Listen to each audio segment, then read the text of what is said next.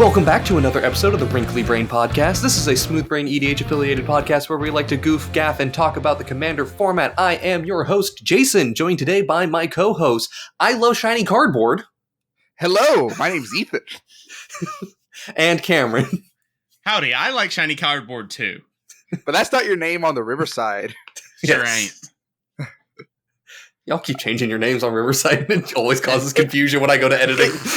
It's always me, okay? What else have I been? Tezzeret Simp, I was at one point. I've been Pee Dingus. Poo Poo Man. I've been Dingus a lot. I've been Dingus for a while. Yep. We Anyway. take this very seriously, obviously. Extremely seriously. We're only professionals here. Anyway, Happy New Year's, everyone. Yay! Hey, Happy New Year. We're recording this on the 3rd, so it's like a couple days off, but, you know, close enough. You're going to get this on like the 10th, so don't worry about it. But as is winter, it's cold. It's really cold. So what we've got for you is we've got some spicy hot takes that'll make you feel a little less cold. Warm me up, Poppy. So what we decided to do is, if you aren't following us on social media, you missed something fun. We've got 18 hot takes that we have collected from content creators, members of our Discord, viewers on YouTube, and on Twitter. And yes, we collected these directly from our lovely viewers on community posts. So, hey, if you're not following us on like Twitter or on our main channel or on the Instagram, you missed out. Or on the Discord. Because we have a Discord where you can talk to us and we post that on there, I believe. Yeah. Yes, Yeah, we we did. Mm-hmm. So, if you don't want to miss out on maybe getting your hot takes roasted over a fire like a marshmallow, come join us. Oh, by the way, these hot takes are in no particular order or priority. In fact, we have actually randomized the sequence that we will be going through. That the only thing that has not been randomized is the first one and the last two. So, yeah, we have no idea which ones are coming up first. Well, we know what they are, but we don't know when they're coming up, so... I am the holder of the secrets. I know the order. So, let's jump right into the first thing here, which is... we decided that we wanted to have a rating system for this that made sense, so we have created the hot takes alignment chart. So, if you're familiar with alignment charts, you have 2 axes with 3 things, like, you know, in D&D, it's, chaotic, neutral, evil, chaotic, neutral, lawful, good, neutral, and evil. Mm-hmm. So Correct. you can get things like chaotic evil, chaotic good, lawful evil, things like that, right? Or true neutral. In this one, we have temperature and agreeability. For temperature, it's cold, lukewarm, or hot. And then for agreeability, it's based, understandable, and what the actual fuck. Mm-hmm. Yeah, some of these takes are hot. Some of these are really hot. Some of them are kind of cold. So to give it an example, a cold-based take would be something like green and blue are 2 of the best colors in EDH. That's just kind of true. Like, Snooze fest. yeah, it's like, sure, like, yeah, we get it. But I'm freezing due to that take. I am shivering. Yeah. Now, a hot what the fuck take would be something like the RC should implement a rotation to Commander that includes cycles of lands to force deck diversity.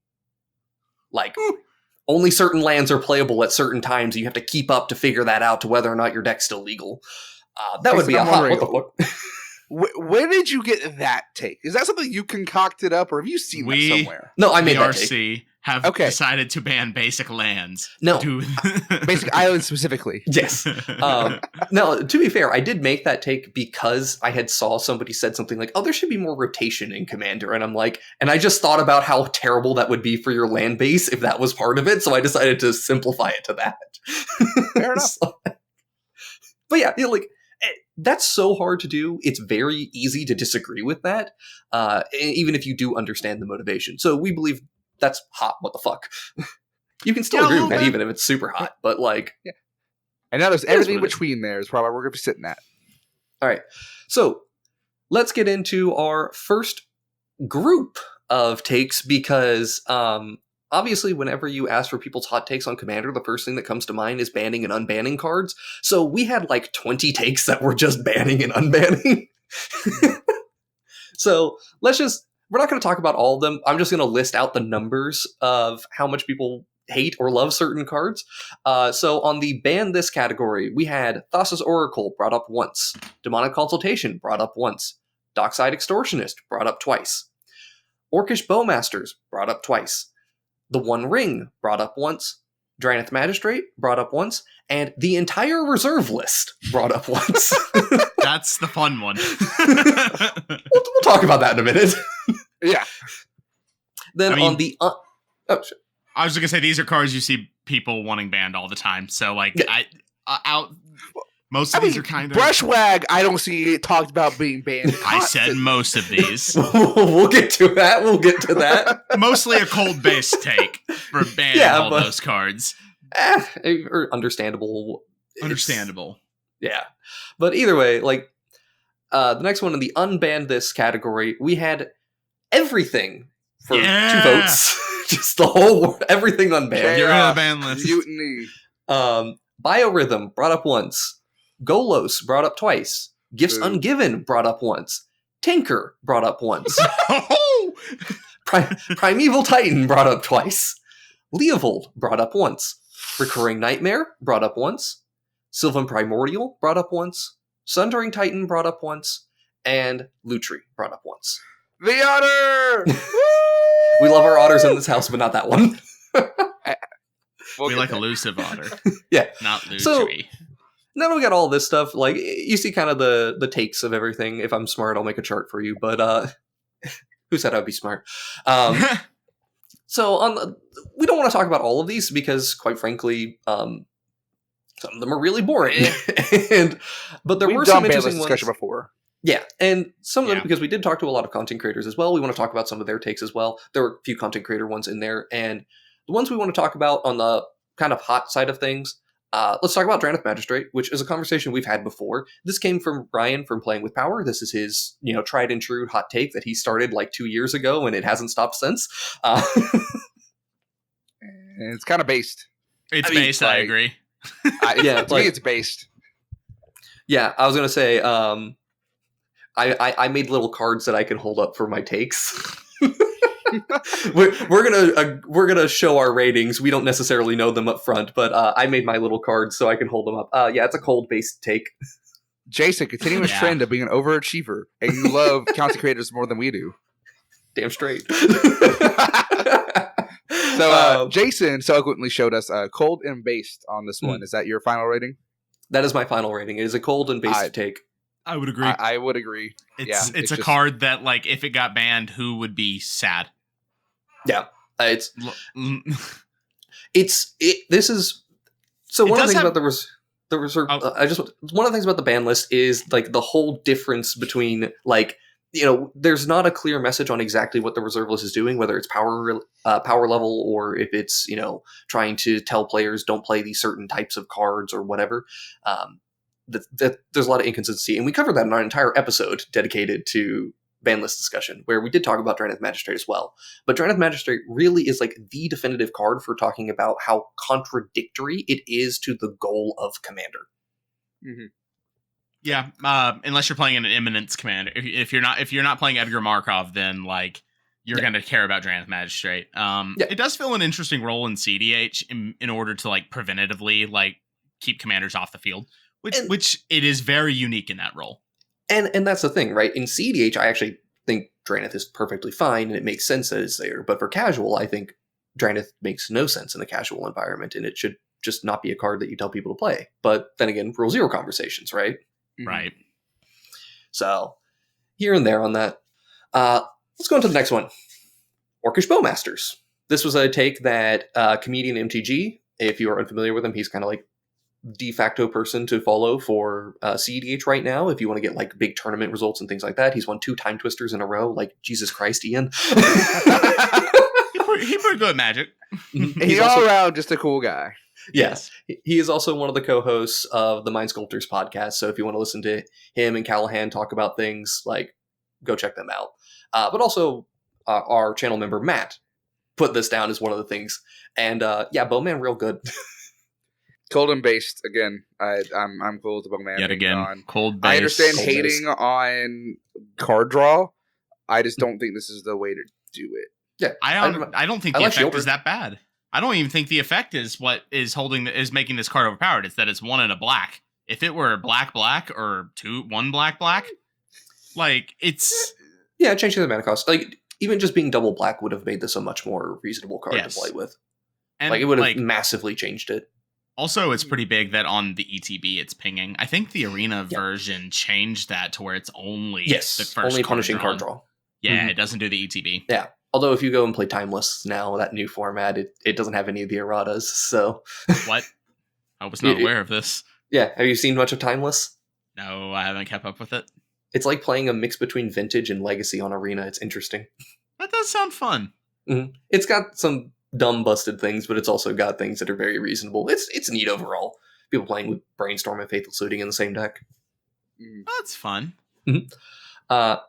But yeah, Bowman makes sense in those situations because if you are just trying to punish card draw. But in Commander, the issue of just like picking off random mana dorks because somebody else is drawing cards, you're not actually punishing the card draw. You're punishing everyone else for having to deal with card draw. So it's too much flexibility. Okay, now the actual hot take. This one comes from Quantum Lambook on Twitter. The entire reserve list. Do y'all have your ratings? I do. Honestly, I've been so conflicted on this one. I've not come up with one. Because, like, how much do my personal feelings about my reserve list cards affect my judgment here?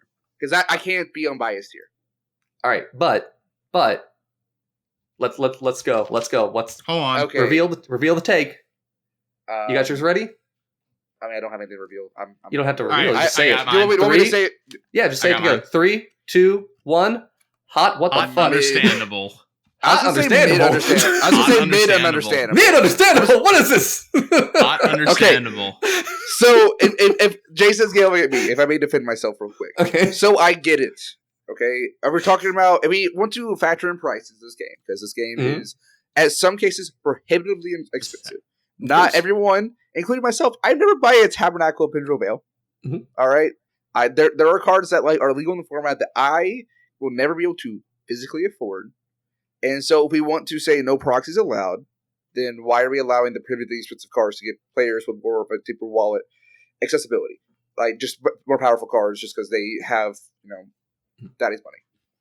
I understand it. I don't agree with it, but I understand it. Well, so here's my thing.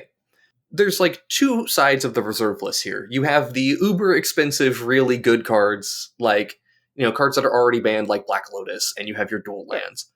And then on the other side, you have Brushwag. There is a nuance here that we need to talk about. Yes, and that's why I'm like really conflicted, because like Grim Monolith is not overpowered. It's a very good card. It combos with That's quite good. It combos with like, not a complete ham sandwich, but like a ham sandwich with tomato on it, right? Yeah. There are some good cards on there that can definitely do things, but again, most reserve list is kind of poopy doops. I mean, even some of the really good cards on the reserve list for, like, things that people would want to play. I'm trying to remember exactly cards on the reserve list, so I may be wrong on this one, but I believe Mind Over Matter is on the reserve list. And, that's a 6-mana enchantment that's a combo engine to help you, like, just discard cards to untap things. You can do stuff with, like, the One Ring or whatever, right? Baron Master Wizard, I believe, is also on the reserve list as well, and that's a combo piece with Dockside Extortionist. Yeah, but it's like, I don't really care about those cards. Those aren't overpowered or affecting the game in a negative way. If anything, people who don't like there being banned cards are going to get annoyed by the fact that you have these perfectly fine playable cards that are banned. But on the, on the money side of things, first of all, proxying is an option, and I know that some people are just firmly against it. They don't want to deal with it. But the thing is, even if we say, like, for a money reason, we don't want the most expensive cards, like the person with the most money to just pay to win, it doesn't change the fact that something else will become expensive, right? And they'll have access to it that would be prohibitively expensive to other people. Like, take Agatha's Soul Cauldron, for example. If that card being $40 right now is prohibitively expensive for a lot of people, there's a very good reason that a lot of people might be mad that they're like, well, I can't play with Agatha's Soul Cauldron, and that thing ruins my current play environment, so whatever. My example is going to be Shield of the Apocalypse. Yeah, it's $100. Yeah, like it's a standard legal card. Like, it's still on print, to my understanding, and it is that much. Like, it is prohibitively expensive for a lot of people, but we can't go out and ban that one because it's literally in standard. Like, it's not in the reserve list. Yeah, I know. Like when Liliana the Veil was like $80, we weren't calling for that to be banned because it was $80. Granted, that was a few years back. I think times are different now. So again, it's maybe I should said hot understandable more so. But yeah, I understand it. I would like to defend my hot understandable in that. So if someone is looking at it from the perspective of deck building and they're anti-proxy, let's just for the sake of argument use that. Jason, you talked about distinguishing between like, you know, a brushwag and a guy's cradle or whatever. How can a Wizards affiliated, the RC they're affiliated with Wizards, correct?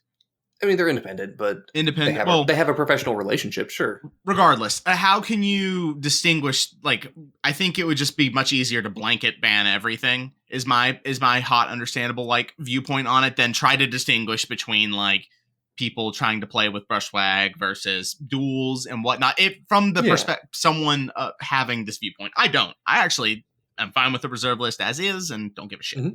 But arguing for the sake of this viewpoint, it being understandable that someone might think that like the problem is though for me is just what about the reserve list makes it ban worthy? If the answer is low access to certain cards, and you go, okay, well, why are those certain cards not the point of discussion? And then and you're just like, we can just ban those specific cards. You can just say, let's ban the 10 dual lands because they're too expensive and too powerful. But being too expensive is also kind of weird because there's variations of cards. Like, you know, are we going to ban Masterpiece Soul Rings because they're $1,000? Like, right. There's no real reason to do that. Let people have their shiny cardboard. All my fuck homies shiny hate cardboard. Whoa, okay now. Y'all gaslight me 3/4 of the episode. The other times, y'all just call me out for just stupid comments. I saw an opportunity and I seized it, Ethan. Yeah, like, I mean, one way or another, we don't agree with this take. Like, no, we're all in the camp of this is not a take. It's very hot, regardless of where we rely on the other axes. It is a hot take. Yeah. Yeah. So let's go into the unbanned side of things. The first one is just everything. This is Stacked EDH, aka Ken Ballman, and then James Greenwood on YouTube. They both recommended this one, which is just like no ban lists at all, anything. And all right, do y'all have your rating? I'm ready. Here, you can have this Coma's coil in the back because I forgot to erase it. Nice. 3, 2, 1. Hot understandable. Hot based. Based as fuck, dude. I don't okay, you're the dissenter. I am the dissenter. I know a lot of people don't like Rule 0 and like don't think it works. I am of the opposite opinion. I think it does. And honestly, if you have a discussion with me beforehand, if you want to play Grizzlebrand in your deck or as your commander, by God, I do not give a shit. That sounds kind of fun. Or if I've never gotten to play against Leovold. I imagine it's miserable, but it could be but it could be something different. So Leovold as commander is absolutely miserable. Leovold 99 based. And what was it? Fucking Chaos Orb, the falling orb that you throw it, the dexterous stuff. I understand why those are banned, but like for those that want to play it, why? Okay, I guess this is an important distinction as well. Are we now playing for anti? Yeah, no, we can fuck anti. that stays banned. Obviously. Do we get to have conspiracies? Sure. I'd be questionable on that, but Rule 0 it. I'm cool at least trying it. I've never played Conspiracy Draft. I'm interested in trying that experience out. My main reason I think anti is like the line. Yeah. But past that, this is a casual, non-sanctioned format. F it, we ball. Yeah, we are very privileged to have a self-contained playgroup where we're very talkative and we will play this. I mean, we kind of have to. We're a YouTube channel. We kind of have to know what we're all playing. But anyway, so I can understand why someone might be like, "Yo, I'm scared that Timmy Longjohns over there is gonna bring Grizzlebrand and is his commander." Hold up, Timmy Longjohns. Yeah, he's a mutual friend of ours. Timmy, gotcha. Yeah. Okay, I guess I partially want to bring. I wanted to bring this take in somewhere anyway, so I'm just going to shoehorn it in here as well. So TR, who is actually one of the people who works at my game store, their take was uncards. All uncards should be legal in Casual Commander. I mean, I have to, based on principle, I have to say hot based because I am using the same logic for the reserve list. So I am required to say hot based. I don't. I'm hot understandable. Hey, I at least I think Ethan, it's still hot take. Ethan, we wouldn't have to fuck with the dumb acorn bullshit if it's just all legal. True. That is the best part. That is the best part. Of course, when they asked, so when TR posted this on Twitter for us, my immediate question was, is that, because they specifically said acorns, but I had to get clarification and asked, okay, but does it mean that I need to take off my jeans in the store posting the Hurloon, whatever it's called, that has denim walk? And their response was, you better not wear jeans and have a multicolored shirt just to be safe. And wearing a hat, right? There's one that cares about people wearing hats. Something like that. There's one with glasses, I think, as well, or something. I don't know, but... Well, we are all... Can we start wearing gloves so we can make more efficient high fives without wearing our hands down? True. But you won't get that satisfying just... Yeah, but like after 3 games in a row of just running around high-fiving people and copying that spell on the stack, like, come on. Like, there's only so much absurdity you can have, which, again, Rule Zero kind of trumps all this, the past 20 minutes of discussion. But I don't know, just like getting to sit down at a local game store. Some of that stuff is dexterity based, and so there's the issues with that. I get it. Just it's casual, Commander. I mean, one way or another, as we mentioned, Rule Zero, you can do what you want so long as you talk with people. The actual ban list does simplify the conversation quite a bit, so that preemptively you don't have to worry about it, and you can have a justification for not wanting to have to play against certain acorns or needing to take off your jeans in the middle of a store. So just wear basketball shorts underneath your jeans. You're fine. Or just go with your friends at home and play naked, because that'll fix the denim walk issue. Strip magic. So we got one more on the Unban conversation, which is just a specific card we want to talk about, which was from Suzuki Ryuma Gaming 1010 on YouTube. They want Tinker unbanned. All right, I think we're all pretty quick on the draw with this one. Yeah. 3, 2, 1. Hot WTF. Hot What the fuck? Yeah, no, absolutely. Hey guys, I hear you like turn 1 Bolas' Citadel. Yeah, my notes on this say this take is hot, scalding, even scalding. Good God, you could keep a factory running with this take, dude. Like of all of the cards that were mentioned on, like, I can understand from power level perspective. Some of them I even agree with, but from the power level perspective, Tinker is the one card on the ban list that I'm just like, what are you doing? I would be more okay with Tolarian Academy. I was going to say Tinker. Tolarian Academy. What? Yes, I'm listening. Yes, please. That's like the one card I don't want coming off at all. What is, like, is it just Bolas' Citadel as your Tinker target turn 1? Lightsteel Colossus, you can get anything. There's a lot of powerful artifacts that have come out even recently. You get Memnite. Hell yeah. Yes, hell yeah. I can make sure Ornithopter's in play. Hey, speaking of Ornithopters, I got a shiny Secret Lair one right here. Very nice. Shiny cardboard. We appreciate that. Props. Guys, we're unbanning Sundering Titan too, so we can tinker for Sundering Titan. But they won't have any lands on turn 1 anyway. Yeah. Yeah, and you blink it. I don't fucking know. No. You play Veteran Explorer as well, so you give people lands to blow up. Yes, I see. Very, very good.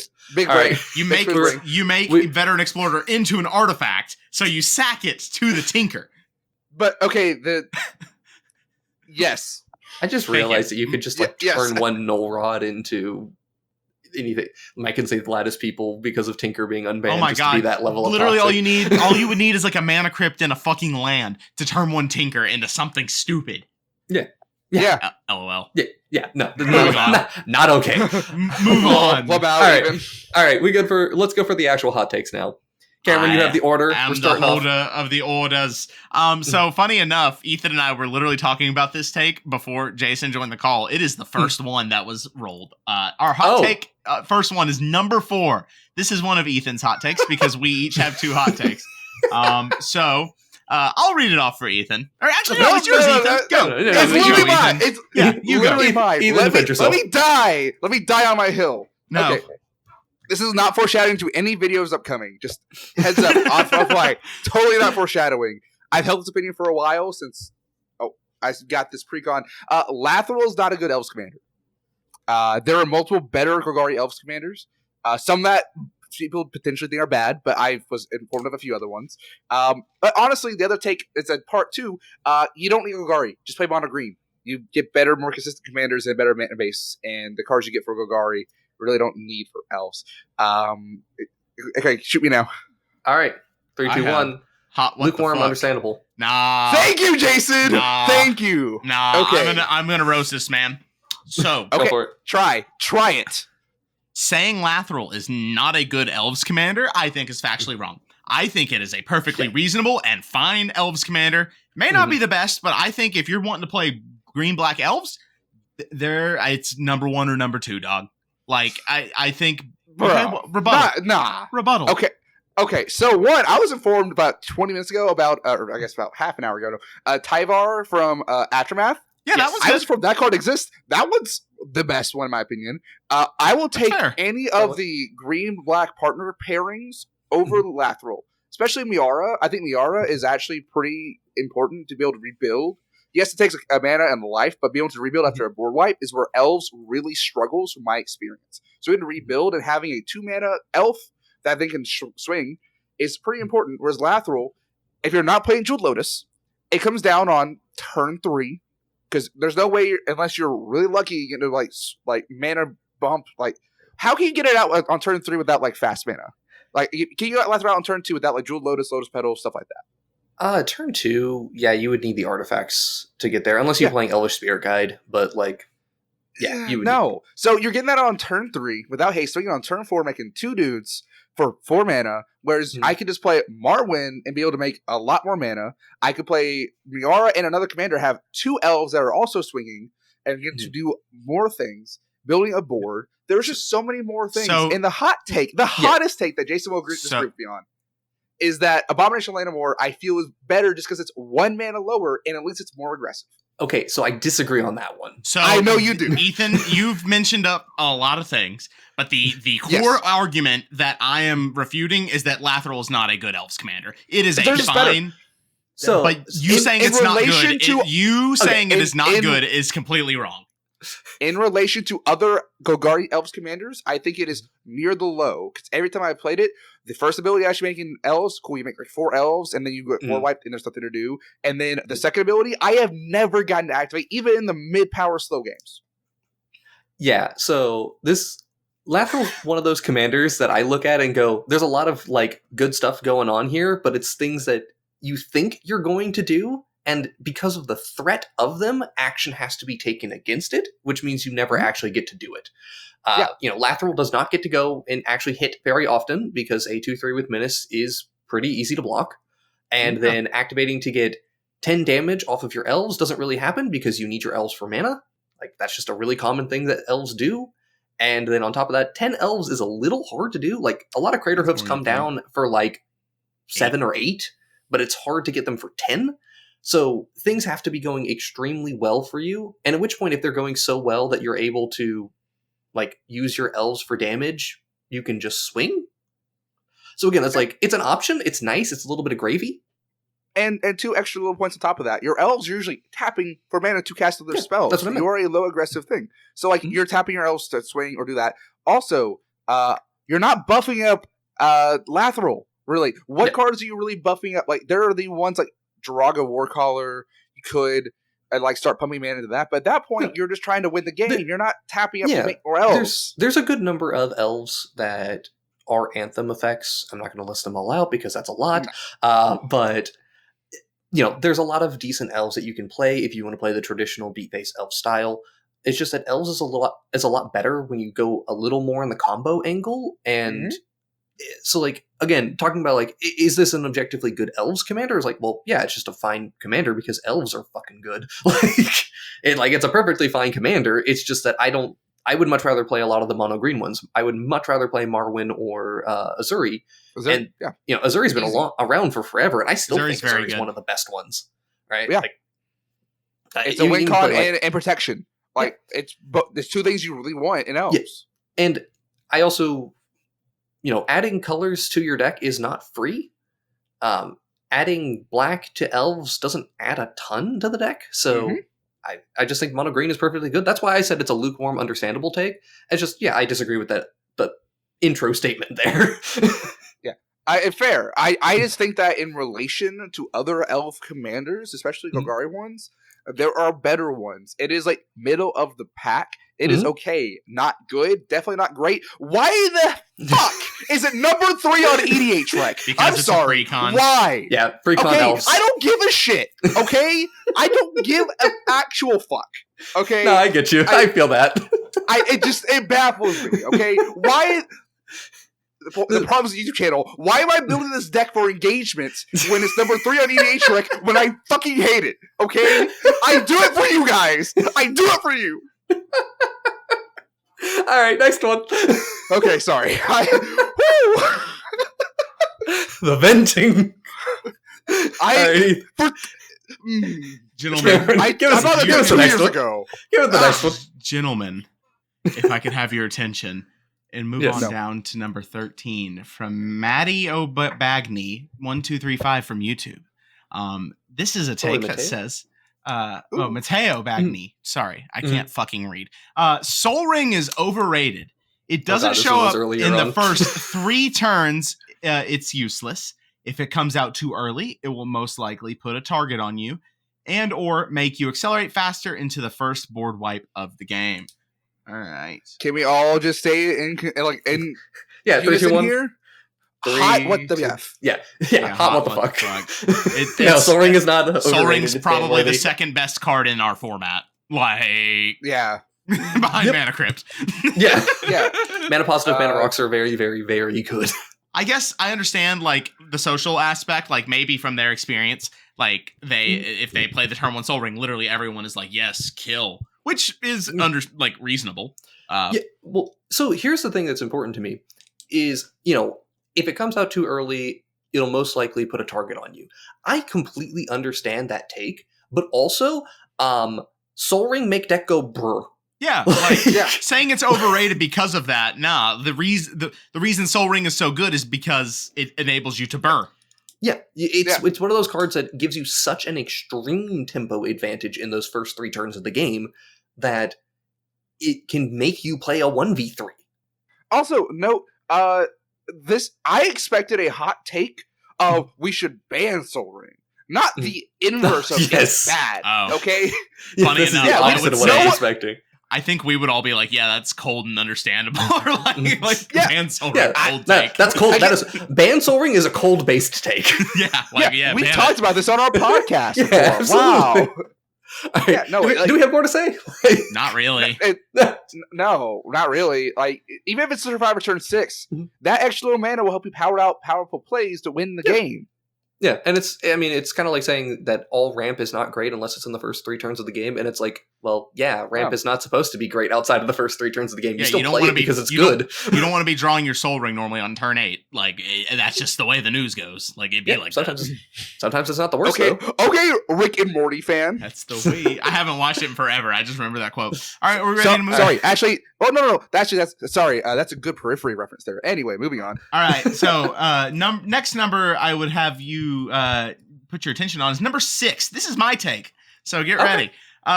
Number 6, politicking at the table. There's too much emphasis on our format on the political aspect of making deals. If you can kill someone or impact the board in a meaningful way, it is often best to just bite the bullet and do it, as opposed to make a deal with said opponent. Yeah, Jason, may I just go ahead and say mine? Oh yeah, go right ahead. Oh, cold and base, dude. You have revolutionized my Magic playing by saying do what you're gonna do so often. Not too hot, but it needs to be said, in my opinion. I think it's just a good advice. Like, I feel like it's a casual format and there's a focus on the interactions between players. Sure, we are still there to play the game, and there are things you should do in the game. And winning the game is still gotta happen. And if we're just focusing on deals, you will spend 5 minutes making a deal, someone walks away from it, kind of feeling a little excited or upset, and the game doesn't get played. I'll just say, do what you're gonna do, And half the times than not, it takes a target off my back. Because then I'm not becoming the person talking and getting attention. Yep. Lukewarm base take. I know that there's a lot of people, like a really hefty group of players who are huge fans of politics. Like they want to make deals. They want to do, like, every single play gets some sort of political element to it. And it's like, slow down. Stop doing that so much. You're just dragging out the course of the game and making it less fun for everyone involved. Like, a couple of, like, a deal here and there adds some good spice. Don't get me wrong. You know, like, hey, I'm not going to kill you because I want to do damage over here. You don't attack me for the next turn. I do this, and maybe a little bit more friendly politics comes later as a result. That you have a 2v2 going on here. That can be pretty fun for a game of Commander. But I also bring up the scenario where there's an obvious archenemy and the other three players like talk it out, being like, so what do we think is the most impactful thing for this generous gift to hit, on their board? So like that kind of politing, perfectly fine. But the making deals for the sake of making deals and like, I won't swing at you if you won't making this whole web of political deals, like we're about to unfold World War I again. Let's not do that. Oh, I almost made a bad joke. I shouldn't have done that. No. Okay, so I'll distract from Cameron's obvious bad joke. Honestly, another thing that comes around this is like some of our like most controversial games has been around politics and deals, and it's like, oh well, you were the threat and you did the same. It was like, okay, now I can kill you, and there was like a small little wording, and some people like the wordplay and catch them on technicalities. Who walks away from a technicality feeling good? You just made that person feel like shit. And cool, you get your little moment in the sun, but like, it doesn't have good, healthy play patterns. And so let me talk about like I do politics a lot in games, but it's a lot of times people don't recognize that I'm doing politics. So I'm gonna show behind the curtain for a second here. My style of politics is the subtle type, where I will nod a suggestion. I will like somebody's like. Yes. Somebody plays a really powerful card, I will make the table aware of what that card does. Like, yes. Fun fact, Chandler texted me this. May I read this actual... It's something I noticed that he does. When I say someone is in the think tank, he'll also say, I think blank is the right play. There's no reason to blank, etc. And since he's the most technical player, we're all like, you're right, though. Like, that is just Jason. Chandler, who gets to watch it every week, has noticed it. Yeah. It's opened my eyes a little bit. Yeah, but we had a discussion like last week about you.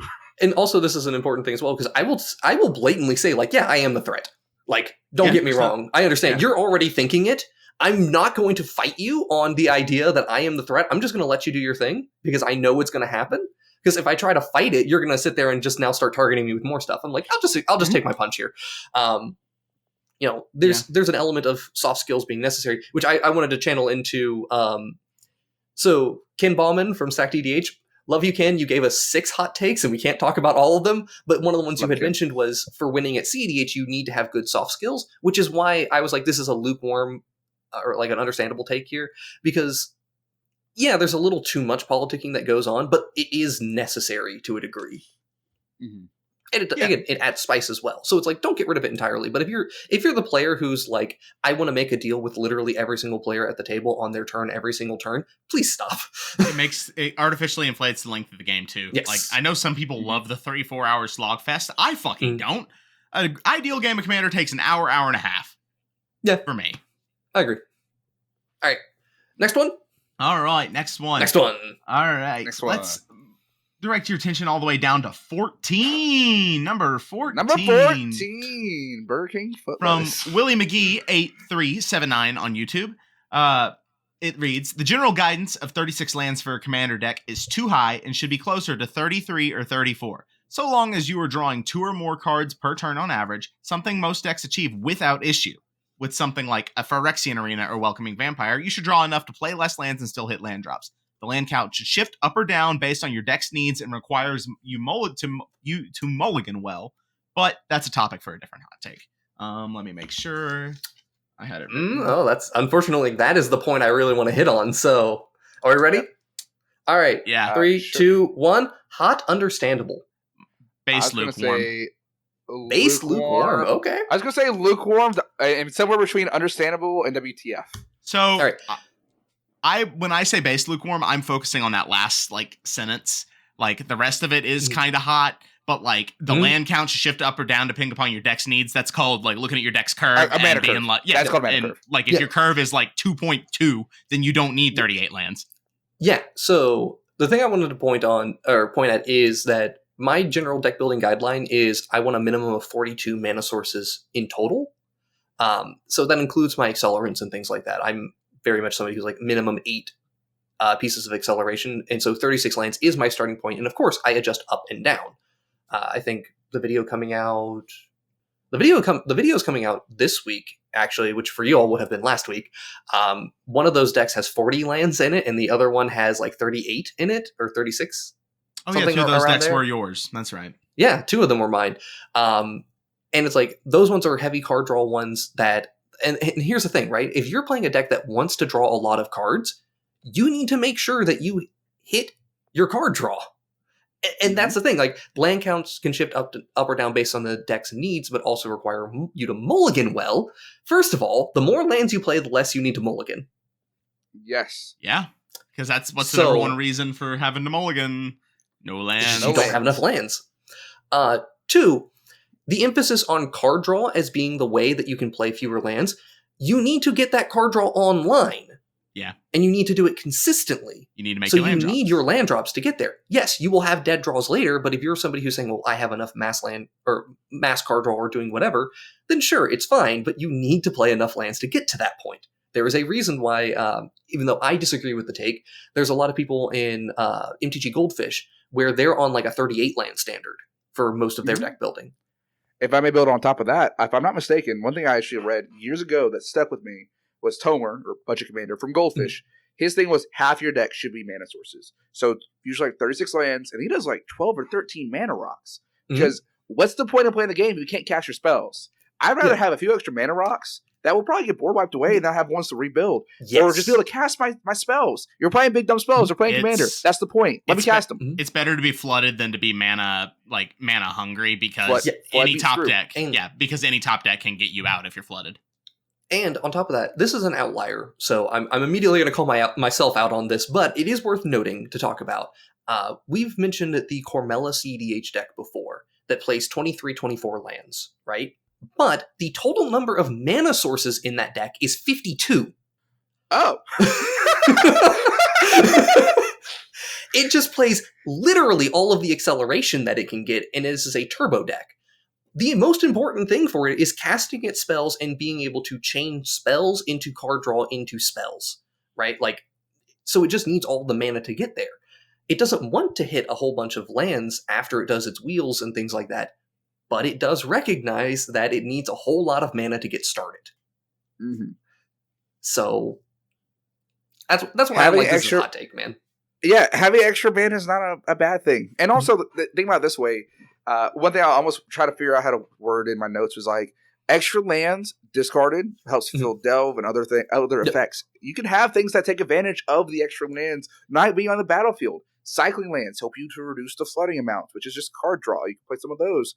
You don't want to obviously put too many tap lands in your deck, but like is a consideration.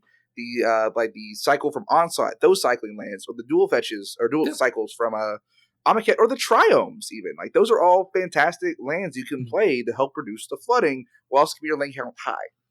Yep, absolutely. Cameron, do you have anything else to add to this? I know we kind of stole it from you. No, basically, Jason has indicted us into the cult of 36 waste is where we start is every commander deck. 36 waste. Yeah! Some YouTube comment was like, hey, this Onion for Call list is really cool. Unfortunately, there are 36 wastes in it. 34 wastes. And Ethan was like, oh, my bad. I fixed it. Yeah. I was like out with family. I'm like, guys, just please give me like 5 minutes to like finish up this list real quick. I'm so... It's like a $7 city, I think. Like, literally, they were like watching the Christmas lights. I'm like, okay, let me update this list real quick. All right. Yeah, they're placeholders. Just note they're placeholders. It's just get the land count in there, so you know what you're working with, what space you have to work with. All right, next take. Let's go to number 9. An incredibly hot take from our. I want to read this one. Go for it. Fine. Because I already know my rating. We all All do. right, so this comes from our patron, Frostbite Kelvin. Blue needs a better Mystic Remora to keep up with the unfair boost that WotC is giving to green. 3, 2, 1, hot, what the fuck? Kelvin, What the fuck, dude? Why are you, Kelvin? Are you on drugs? Like, if so, you can talk to us. It's okay. We can work through it.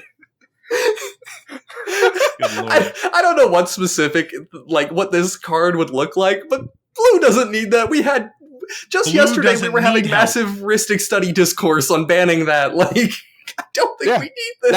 That was the Twitter discussion. Ban Ristic Study. And like today, he's like, hey, Blue needs a boost. No. Also, Ristic Study ban, cold based. Yeah, cold based. But this is hot. What the fuck, Kelvin? Yeah, this is. Yeah. So blue does not need. Number one, green hasn't even been getting crazy shit in the last like year or so. It's been white. White has been getting like all the good shit. And like, but it needed it. It needed it. No. It's completely reasonable. But like, I think the better thing, like you could say, is like red needs something to keep up with this kind of stuff. Because what does red have outside of Dockstide and Deflecting Swat?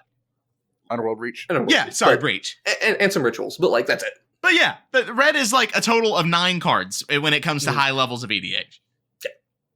It needs red has some Togo, Goblin, Weaponsmith, so I think they're the actual best color. True, that is most base color right there. most base color. All right, someone next one. Kick rocks, I'd say that's a threat. Next one. Yeah, I was gonna say we don't need to spend much time on that one. No, that was a quick one. All right, thank you, Kelvin. All right, we're getting my takes out of the way. We're going to number 5. All right, let's go. All right. MLD, mass land destruction, in the form of non-basic hate needs to be normalized. People are not punished enough for playing 35 non-basic lands in their commander decks. Play more basics. Blood Moon is based. Okay. You ready, kids? Yeah. Hot understandable. Hot understandable, yeah. I was going to say, it's a high but understandable take. Let's go. I got an actual hot take. I'm proud of myself. Well, I mean, it's, yeah. Here's my thing. Like, you mentioned non-basic land hate. So, like, we're not talking like your obliteration. We're not talking like wildfire makes people sack lands. You're talking like From the Ashes. Yeah, I think that card's fine. Destroy all non-basic lands. So, here's my thing on this, right? MLD of any kind being normalized, like, completely, it is certainly for certain play groups. It does not need to be everywhere. True. I do think people need to be a little bit more accepting of it happening, but also I don't think that it should be a priority. Like, it's a pain. Specifically, though, punishing non-basics, I agree with, but there is one card that has come out in recent memory that I think is how we should be punishing it, but it just needs to be in different means. And that's Archon of Myria. Non-basic lands come into play tapped. Yeah. Sure. Just so slow an down. opposite spelunking. It's essentially spelunking, but opposite for your opponents. Yeah. Yeah. I mean, Archelos Mystic something from Commander Legends. It causes everything to enter tapped. Yeah, and, you know, if there was something equivalent to, like, Storm Cauldron, which when you tap your land, it returns to your hand, if you could do that for a non-basic hate, I could also understand that. There would be ways to turn that into a combo engine for sure, which would be awkward, but not necessarily a bad thing. Just Storm Cauldron is a combo piece. I mean, but the basis for this take is that as a lands like player, like in Commander, lands decks in mid to high power are kind of able just to run rampant and do whatever the fuck they want, because it is the social contract not to interact with lands, where these fucking lands decks are playing Field the Dead and copying Field the Dead and playing fetch lands, you know, and there's no axis for counterplay other than like generous gift effects and wasteland. And so it's okay not to mess with those, but also like mana rocks are on the table because fuck if I know. I'll talk about that in a minute. Yeah. But can we just jump to Jason's hot take on that one? Can we just break the order a little bit? It does segue well. And Jason hasn't had one. Cool. All right. Sure. We'll skip to... Do we want to skip right to mine then, or do we want to talk about this a little bit more? We'll blend it together. All right, we'll blend it together. All right, my first hot take, number 1. Vandalblast is mass land destruction that casual players have gaslit themselves into believing it doesn't go against the social contract against mass land destruction. Can I just go ahead and say it? I got it. Yeah. Lukewarm based, dude. I just think it's hot, but very, very, very based. It is a hot. I would consider. I think if I was based. doing, I'd say hot based, but it is a hot based. I'm not rating my own thing. Okay, here's the thing. As the resident Artifact Land player, I have to say it's lukewarm because how many times have I just been put out of a game because I was like, oh, I play Great Furnace and Seal the Synod, and there's my lands, and then I just get destroyed. Like it can really neuter an Artifact player, like playing Artifact lands, which are powerful for sure. But why are they getting hit for things that like other players are just not going to get hit by? Yeah, it's like I understand the perspective of wanting to play Vandalblast. It knocks out some powerful cards, right? It gets rid of important equipment, or if there's a big mana rock, like you have a Thran Dynamo you want to get rid of, so it knocks them off of that. I understand. But at the same time, a lot of people put a lot of their mana bases in their artifacts. They are cutting lands to play artifacts. And more times than not, when I see a Vandalblast get cast, the goal was to destroy one artifact, but in the process, they're like, I might as well grab all of these other artifacts while I'm at it. And those other artifacts are just the mana rocks. Mm-hmm. Yeah. So you're like, well, I'll just do some casual MLD because I can. Yeah. May I take a step farther? Bane of Progress is that, but more easily tutorable because you're in green. Bane of Progress hits your own shit too. So Vandalblast if you're playing Bane of Progress, I think that if you're playing Bane of Progress, you're not playing enough artifacts for that to really matter. What are you playing? Medallion, Bane of Progress has much more of a deck building cost, in my opinion. Like you can't just throw Bane of Progress in any deck. Whereas with Vandalblast, if you're playing red, like God on, just throw it in. It is one of those cards that could be considered an auto include. Yeah. It's Bane of Progress is fine by me. Like I hate it when it's cast against me because I too am an artifact player in a lot of cases. But at the same time, it's like I feel less bad about a Bane of Progress than I do a Vandalblast because Bane of Progress is symmetrical and it hits a lot more things. Like you're going to hit. It feels like a more genuine wrath than it does like the very, very targeted hate that Vandalblast does. Because it's like some artifact player hurt you somewhere and your reason to continue to play Vandalblast is because fuck that guy for 20 games ago. Like, can we just, let up on the Vandalblasts here? Like they never feel good to me whenever I play them as well. Like, sure, it's low. It's like very low floor, very high ceiling, and more times than not, it's just pain all along the way. Like it's just it doesn't feel good. I'll give you that. Yeah. But segueing it, kind of talking about this MLD discussion, right? To me, Vandalblast is also the equivalent of basically playing Ruination in a pod where there's a high artifact count and low land count. Yeah. So it's like, again, I kind of understand that, but at the same time, it doesn't feel great. I feel like there's a better way to hate on it by making artifacts come into play tapped, or making them less powerful, or making it so that they're temporary in some way. You can play Kataki to tax mana or something like that. Yeah, I never really likened it, like had never really thought about it like that. But also, Jason hates green with a burning passion, everyone, and this effectively would this like. What is it? What did I write again? This kind of effect would hurt green the least, but green's only fun when you play it as lands. That's a fun archetype. That's another hot take for y'all. That's a free one. We're not going to touch on. I mean, I'll also say Elves is one, but those are the only ones I care about for out of green. We'll leave that hot take for the comment section. Anyway, Cameron, what's next?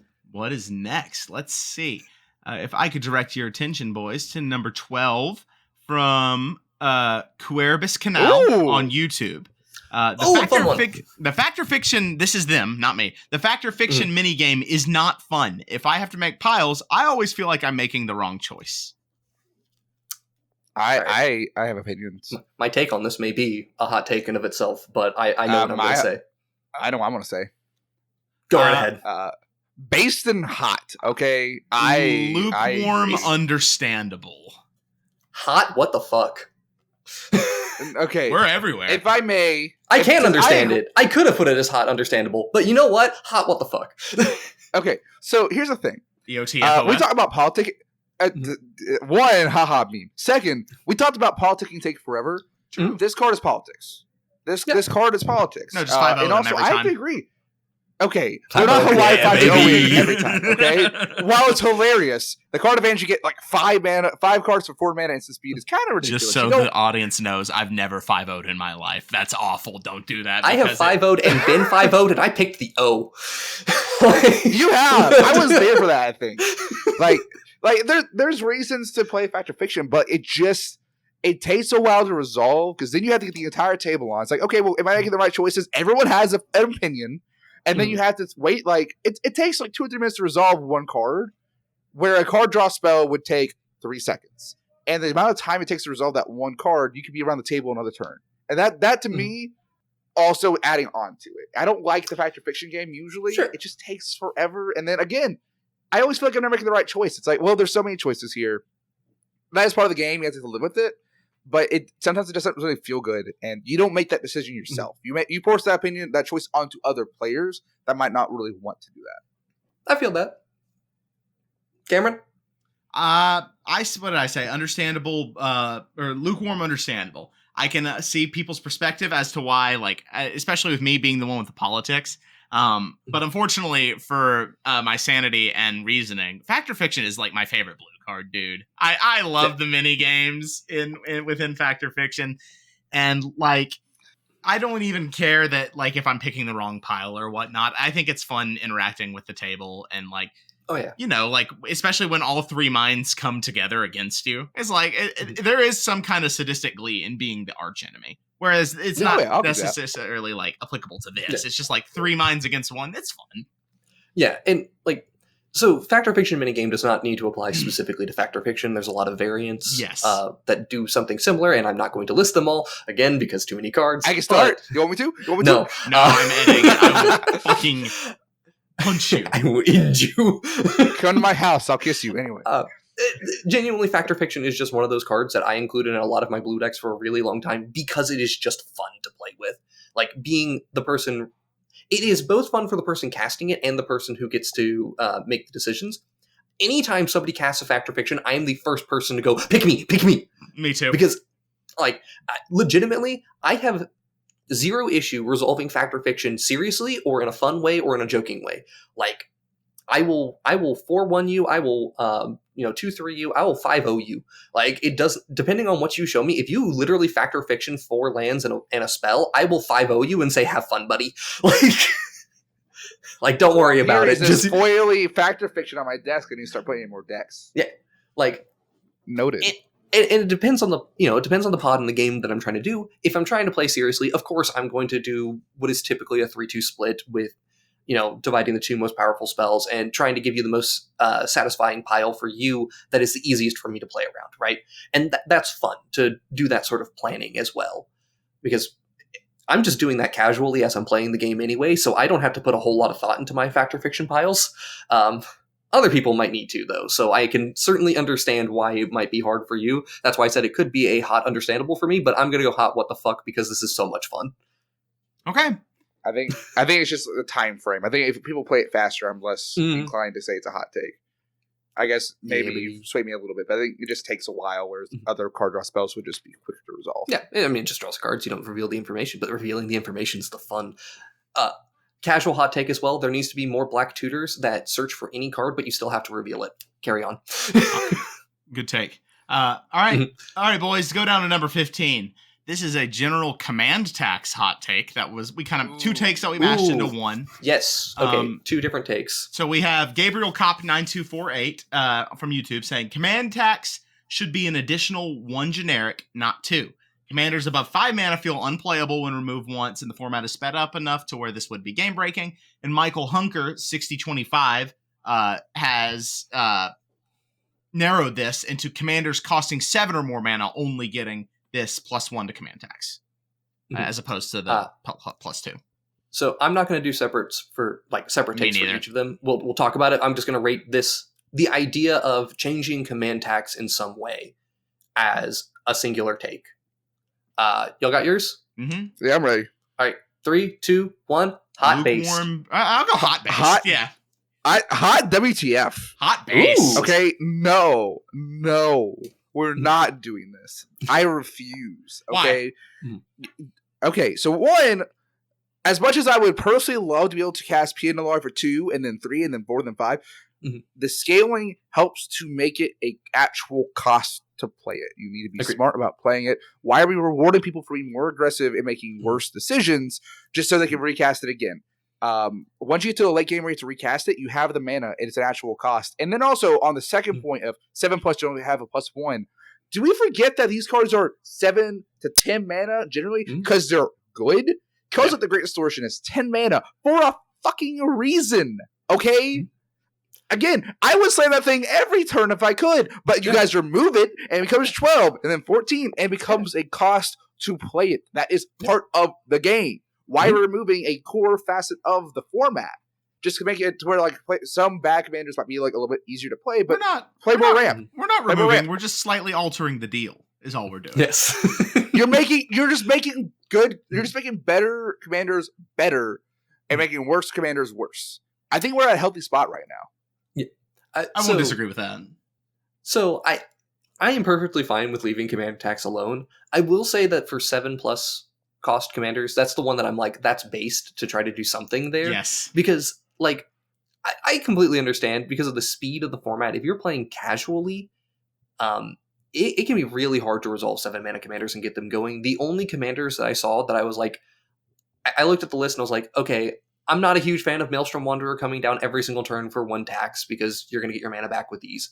I would love that, but I know that is not what I should want. The one that I was actually the most concerned about was Dargo. Oh yeah, commander that already has a built-in cost reduction. But for like the Eldrazi, for example, I was like, Kozilek costing 1 more to cast. Like, sure, go ahead. I don't mind that. I think if your deck is built around that, you're trying to ramp in colors to get to that 10 mana. Like, one, the counterplay to that is blow up mana rocks, and it feels bad. But like, there should be a cost to play in that. That is part of the cost. Like, there are pros and cons to every commander. That makes it interesting. And also with newer commanders now, like my example right now is Ovika Enigma Goliath. That thing's got ward 3, pay 3 life. That thing, once it gets down, it's sticking around. And there's more of these higher costed commanders that are doing that. Or just have relevant ETB effects that maybe you want it dead, like Attraxa Great Unifier. You want that thing dead. Yeah, no, I understand that. My general thought on it would just be along the lines of, if you wanted to make a change, just making the change of being like, oh, we're just going to make it so it's only costs 1 additional mana all the time. Like, I think that's too powerful for low cost commanders. I do completely understand the feeling for specifically 5 and 6 mana commanders. Y'all are the ones getting screwed the most by the current commander tax. And I feel that I want those to be a little more playable. Yeah, like, especially these 5 and 6 mana commanders that aren't in green.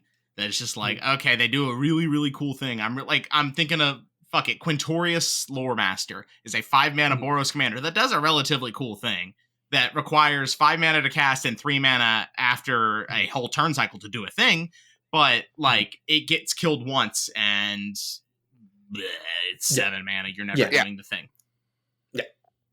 So I think there's some cool things. It's the thought experiment that I think is the based component of this, of doing something to try to address that for casual. You know, it could be something like command tax is Phyrexian mana, maybe something like that could be the fix. Or we've learned from Constructed that's not a cost. Yeah, or you could say the idea of once your commander costs 7 or more mana, your command tax goes down to just being 1 additional. So that way 5 mana commanders can then become 7 mana and then they become 8, 9, 10, right? But that would be hard to track. So the current situation is very clean and I do appreciate it, but I wouldn't mind seeing I agree with Jason, or experiment with it. I agree with Jason in that the based part is that people are thinking about this and ways to remedy the feels bads that, like, you know, playing said 6-7 mana commanders, it dying and not doing anything the rest of the game. Those feel bads that play pattern can generate. Yep. Them's the breaks. Like, we have to have some rules. We have to have some rules in the format. Like, I'm all for more accessibility. It comes to balance, and you have to accept. I'm an anarchist. So no, you're next not. one. You are not. Hey, Jason, you want to do your second take? Oh boy, here we go. Have fun. All right. So my second take. The power levels of EDH are best compared to a spectrum of limited to vintage, with precons at the bottom and cEDH at the top. If you want to improve at Commander through 60 card constructed, play limited, then standard, then modern, then vintage. Cold based. I was gonna say lukewarm based. I don't think it's a crazy hot take, but no, this is a softball. I mean, yeah, it is. Likening precons to limited is fucking hilarious. Like a 3/3 flyer is a fucking threat in a precon EDH. It's like, it kind of is. Well, the thing is, current limited environments are like just a 3/3 flyer ain't gonna do much for you. Like, I'm sorry. The power levels have changed. Oh, I haven't played limited in a hot minute then. Mm. So like it is just more equivalent. The current limited environments do feel a lot more like precons, which is actually probably the more hot take there. That limited has changed enough that it feels like playing precons. But at the same time, it just means that if you want to get better at the game, you get your fundamentals down through limited, where you still have these powerful effects and understanding, the theme built around it. And then you go into standard, modern, et cetera, et cetera. Vintage, comparing vintage to cEDH just makes sense to me, because if you haven't played vintage before, you probably are not aware of how interactive that format is. Even though it can just literally pop off on turn 1 and you're always at risk of that. I think that this kind of also goes along with the take that like learning Commander as your first format is fucking awful, and because there's just so much. It's hard. There's just so much information dumped on you at once. You're playing against 3 other people. There's a million mechanics that we all know by heart, but you're having to learn on the fucking fly. So the nice part about limited is starting with limited or modern or even standard or kitchen table, really, is just that like you're learning in time with other people, or you have people more willing to help, I would think. Like you're also less mechanics. Like obviously there's the evergreen ones like Flying Vig, yada, yada, yada, yada. But like with Commander, it's a fucking eternal format. So we have to know kind of every mechanic ever. Yeah. Mm-hmm. Yeah. You need to know everything. And that's really, really challenging to do. That's why if you're getting somebody in with precons, like stick to the precons, maybe swap out one deck to show something, but make it so that they learn those decks inside and out, both playing with and against them. Yeah, because I imagine the thing that probably drives people away is just the most, like, this isn't speaking from experience, just pure speculation, is feeling overwhelmed. Because absolutely. I was from experience. Yeah, it is absolutely. That is what drives people away from, I can't fucking speak, away from Magic the Gathering as a whole, because it is a very dense game, and having to learn all that at once is very daunting. Mm-hmm. Yep. No, absolutely. All right, next one. Yo, let's go. The next one would have been Jason's number 1, but we already did that. I would have been back to back. All right, cool. Yeah, you would have. Let's go to our patron Gutty's take at number 10.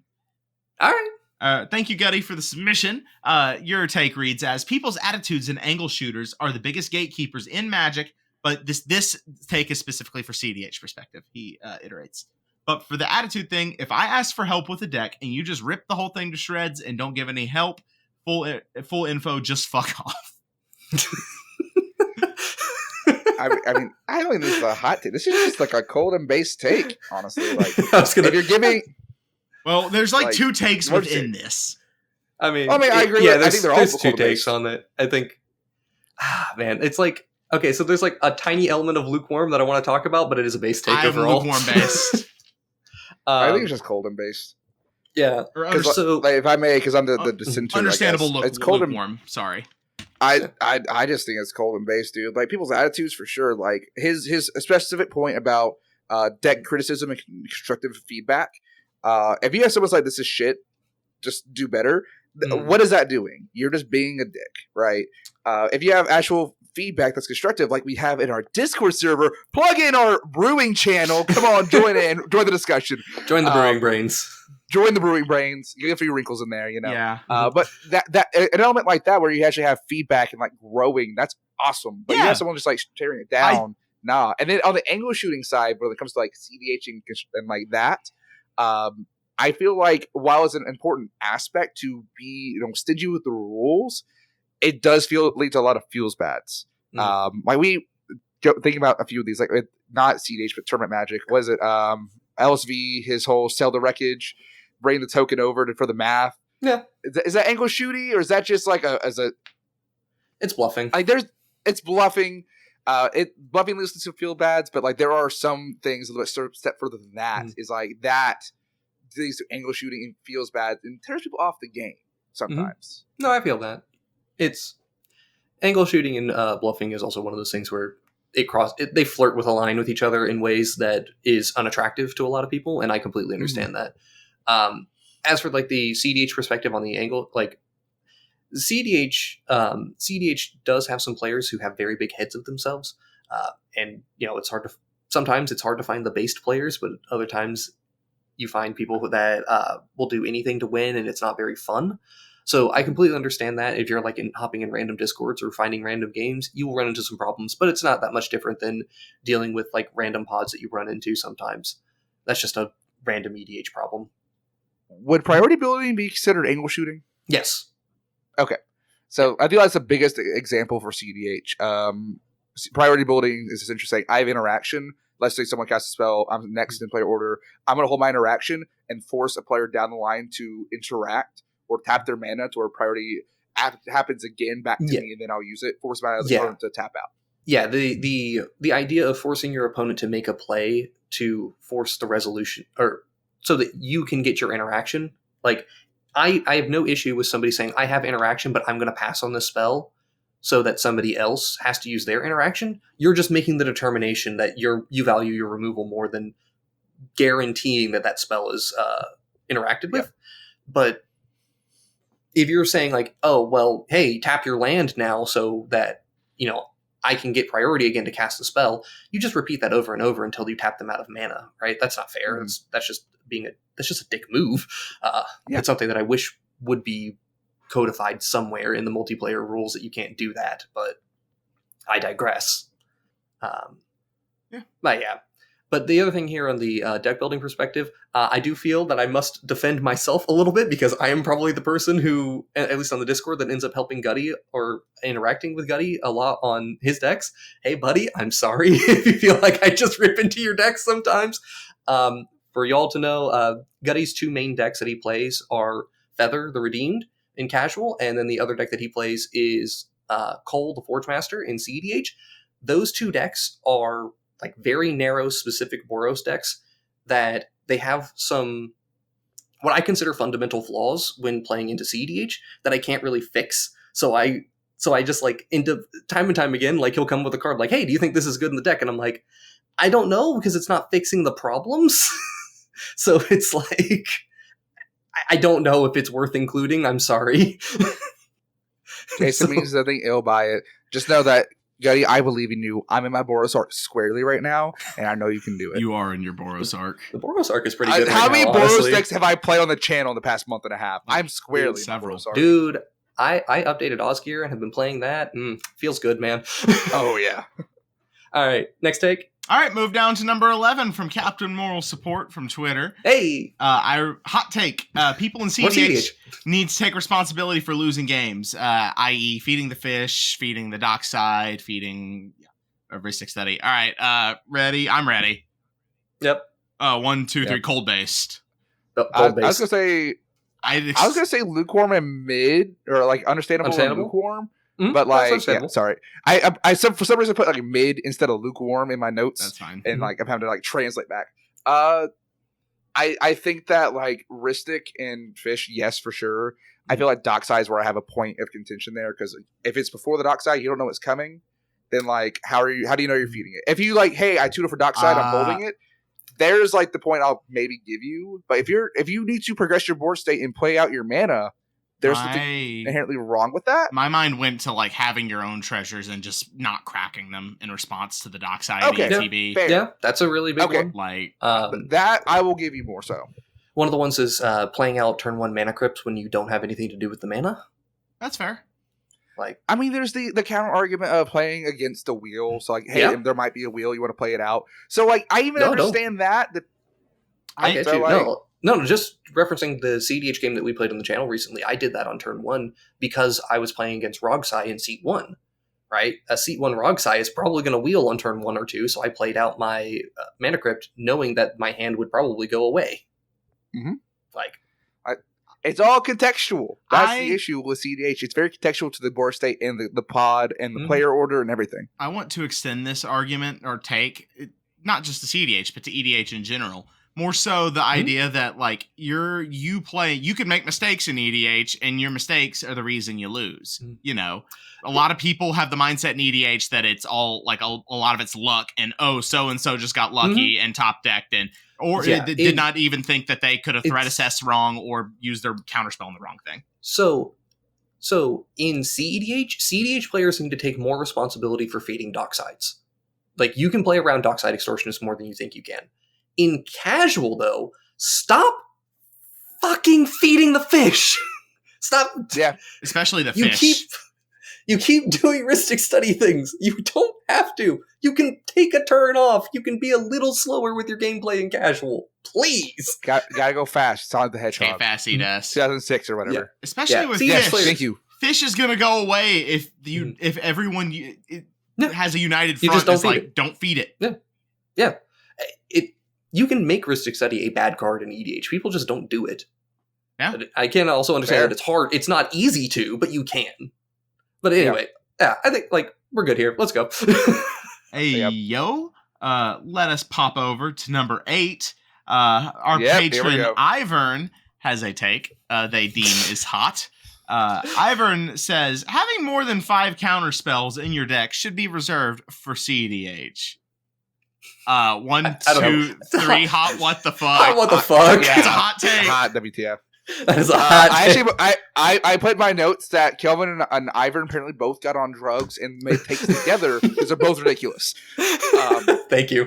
Again, we're here. We can be your AA meeting. It's fine. We're here to support you. We care about our patrons. Check out the link in the description. Anyway.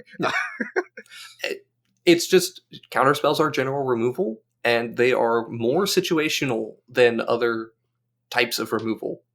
Yeah. Because you have to cast the spell as it's being cast. Like, I understand it's frustrating. It creates a lot more feels bads. Yes, that's what it comes down to. And I think that maybe there's some context to the take that maybe isn't included in the actual text. Is he talking about like foil as a counterspell? He's talking about like force of will. Because like there's a big gap in the quality of the interaction. Yeah, because like in casual, I refuse to play mini free spells. Like I just try to avoid doing it as much as possible. Yeah, like I'll play Fierce Guardianship maybe every once in a while, but like that's the only one I will play. I'm not going to play Force of Will. I'm not going to play Force of Negation. Foil though, based. You get foil. Foil is based. You get foiled. That is like our baseline. It's like that's if you get with the foil, I will hand you $5 to shake your hand. All right. Hell yeah, I'm playing foil more. I've gotten to foil someone on camera before, and it was hot. Yeah. Well, he also mana-tided me, so like. Oh, that's good too. That wound is still not healed over. It's been almost 2 years. I mana-tided him with his own mana-tide. He has to specify. Yes. Good. That's good. But I understand getting feels bad from counterspells, but like if someone fucking spell swindles you, which is a 5 mana fucking counterspell, it's like, you know what, dog? Yeah. Slow claps. Yeah, there's definitely some context that would improve this argument. But at the same time, even then, I feel like that's just a hot take. Like, let Blue have its removal. Rule 0 as well. Like, if that's something you're not interested in playing, talk to your playgroup. Some decks need interaction, like Moral Chief of Compliance. That is a counterspell deck. Yes. You're going to interact on the stack, and you need to play control. You can't just say, "Oh, you can only play 5" when my commander cares about it. Yeah.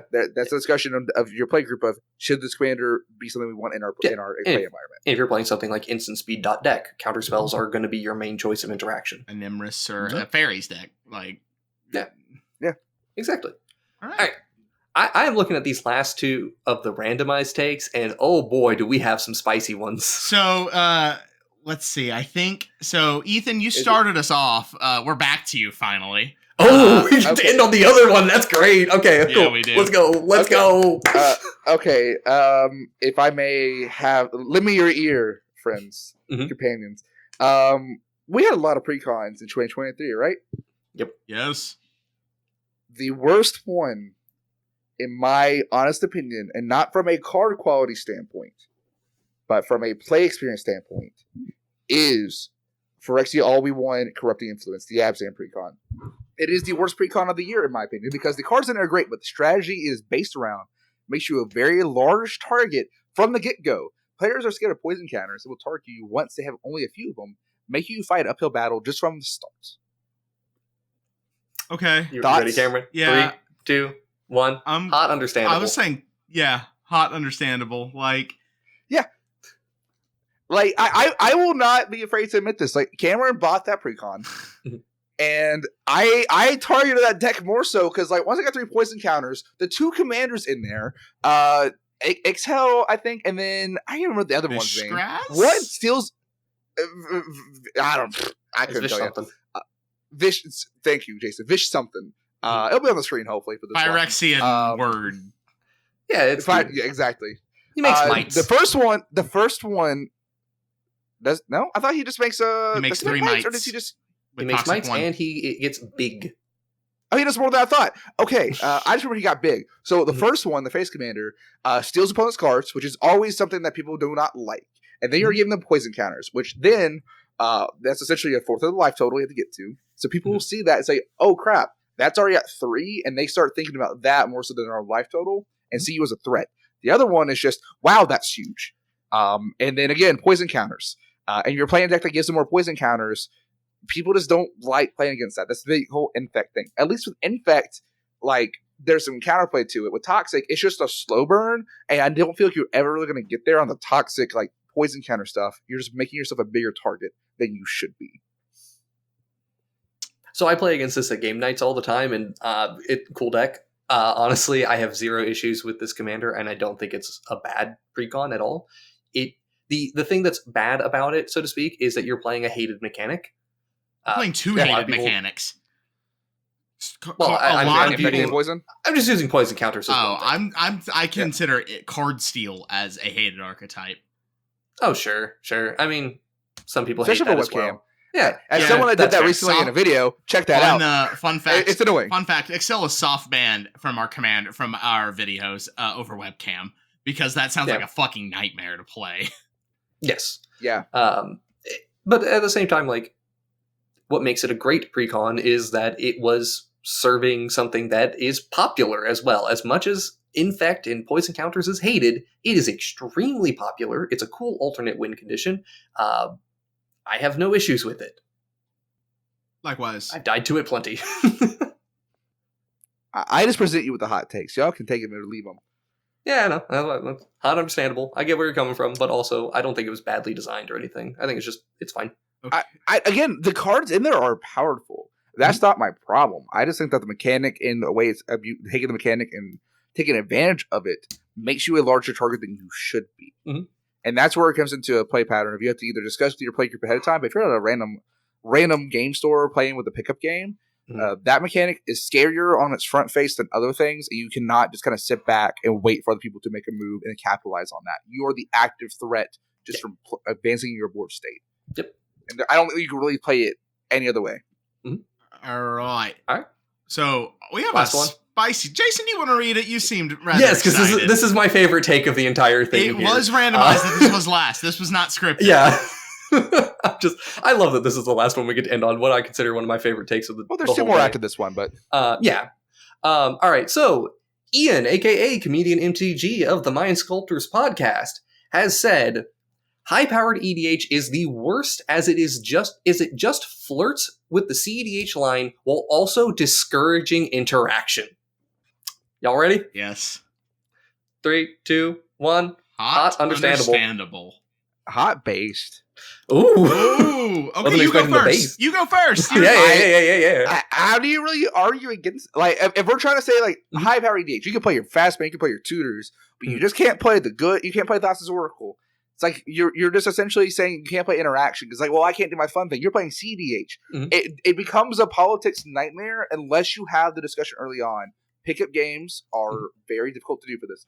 Our play group, I love us because we can have discussions. And when we say F it, we ball, we know what we're talking about. We have discussions based on this. But you can't just go to anyone and say, I'm going to play high power EDH. Because there's just a line there that I think is just too thin to actually build a deck around in a open meta. Yeah. So what makes this hot understandable for me is, Ian plays from the cEDH perspective for a lot of things. Arguably the best cEDH player in the world right now. Right? So I understand this perspective, and also we've had Ian on the channel, and his choice was to play like the most derpy, fun Magic he could possibly imagine. He hits both ends of the spectrum here. Yes. So it's like the downward slope towards EDH is he's like, or towards cEDH is where he's like, let's not go here, let's go in the middle zone or over there. And, you know, I get that, but at the same time, it's like high powered is an area where you don't necessarily play cEDH. There is still the social contract, which is something that some people. It's not just interaction that is part of the social contract. You know, we're talking about mass land destruction. We're talking about heavy stacks. There's a lot of elements of the social contract that do get pushed away when you play high power, but you are more likely to see it because people are a little more willing to work with it there. This is where I get to do things like a deck that we just recorded with is something that I would not be able to play this at the mid-power level, and I can't make it work at the cEDH level, so high power is the only place I can play this Thassa's Oracle deck that I have recorded with. It is a casual Thassa's Oracles deck, so you can hate me later, Coz. Everyone. What deck is that? But, I'm now curious. Kumina. Oh, okay. Yeah. Mm-hmm. Yeah, like, I wanted to do some cool stuff with Kumina, which is a whole bunch of weird tappy-untappy combos. I can't play that at mid-power. Yeah, you can. Like, it goes infinite way too easily for me to play that at mid-power. I needed to play it at high power. So there's a market. But again, for this. we discussed that ahead of time. Yep. We said deck list to each other. We said this is what we're shooting for. We worked that out. I still don't think that Ian's take in regards to an open meta is changed at all. I think he's still correct. Yeah, if you're in a very open meta for high power, a lot of high power games end too quickly. Like they end on turn 5, and you're just kind of like, well, I don't want to play Force of Will. Or you get got by Force of Will thinking that this was not a game where you would have to deal with something like that. Yeah. And there can be some feels bad. So I understand why some people don't like high power. And it feels like from the game stores I've been like subjected to, high power is kind of what the local meta like kind of peaks at. Like there is the cEDH group, but like high power is what it kind of comes to a head at. And what is really distinguishing high power with all the tutors and fast mana from cEDH is interaction for the most part. And so that is kind of why I'm like, this is a hot, understandable take. I'm leaning more towards based now that we're talking about it more. I mean, my thing on it is, for me, the real defining factor of high power is less the interaction and more of the fast mana and the tutors. Yeah. Like, I play a lot of high power, and I still don't put many tutors in my decks because I still want tutors are cringe, yo! I am way more likely to put a Mana Crypt in my deck, though, than I am to put Demonic Tutor. That's fair. Honestly, I will give you that. Based hot take, Jason. Honestly, I would agree with that. That one's on the fly. Well, that's a free one. Yeah.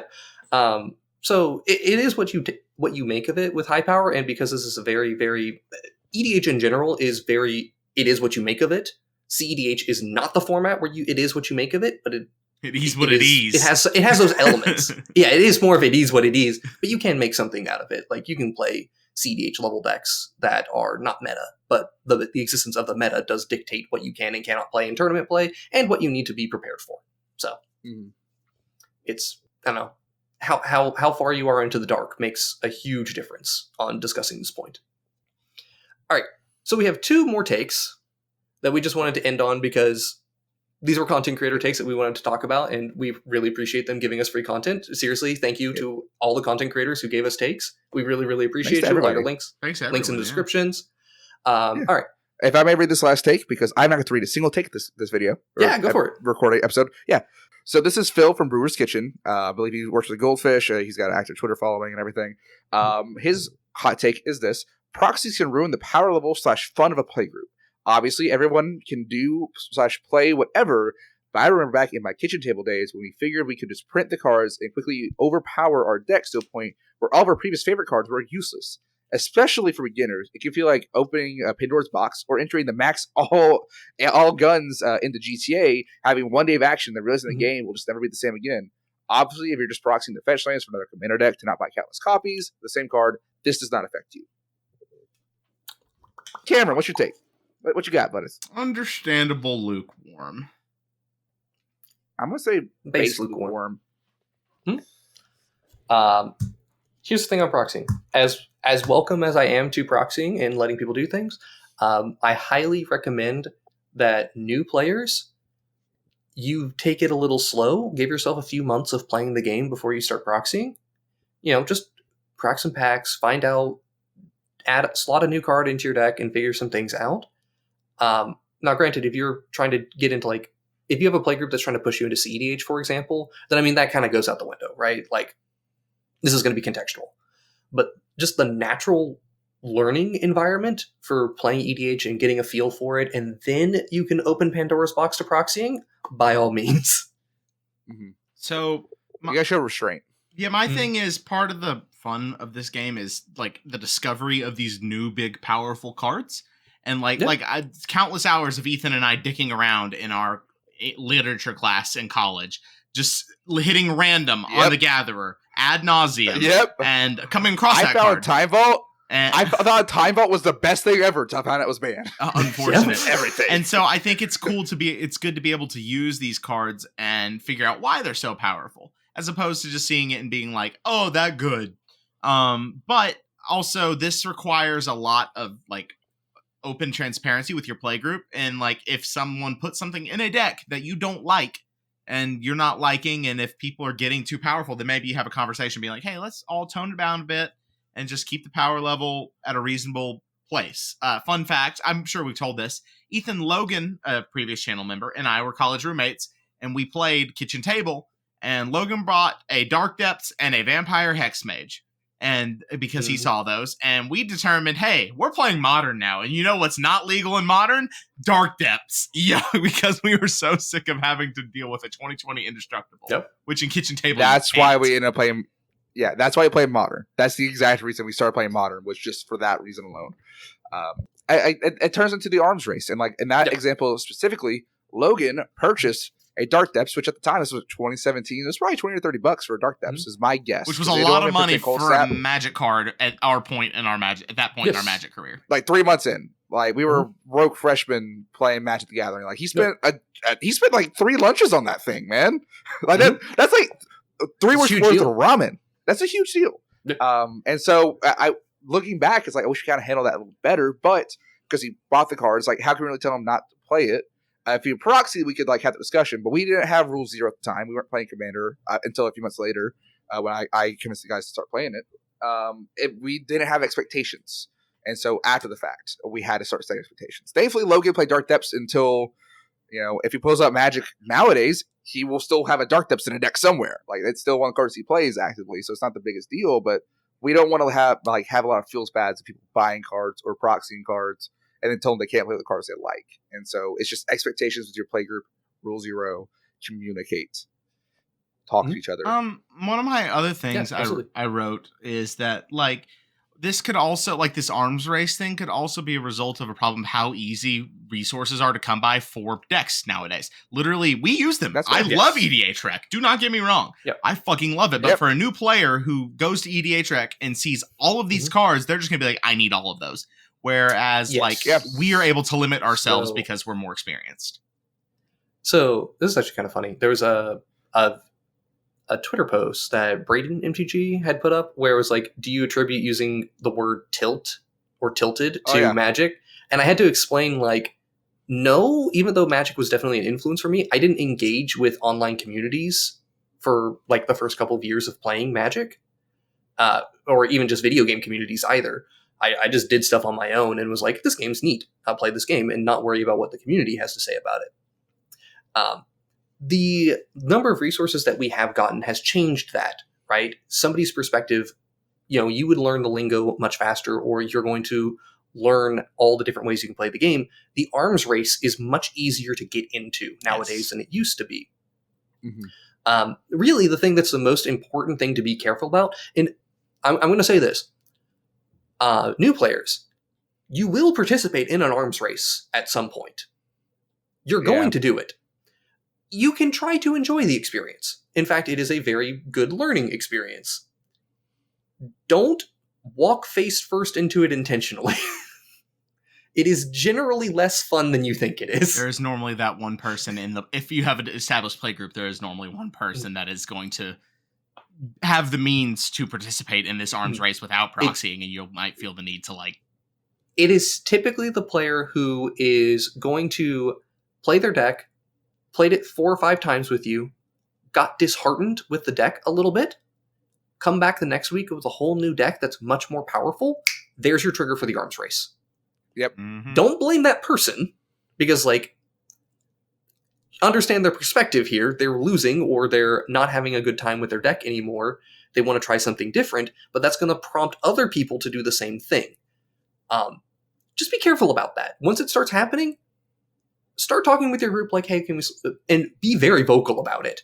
Of, hey, can we slow down a little bit? Don't change your deck every week. Like, give it some time, play with it a little bit more.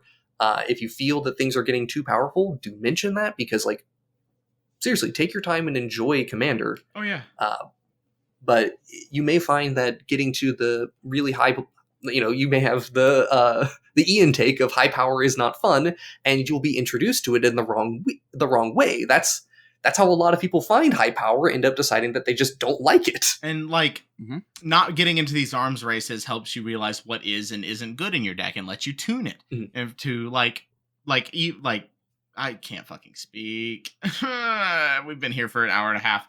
My brain is rotting. My point is moot. I talk no more. Good night. Good night. Oh, okay. All right. Okay, fine. Let's go on to the last take then.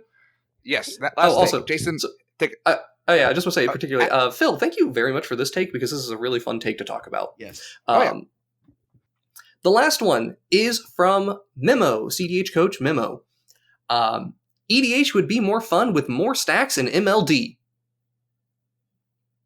No.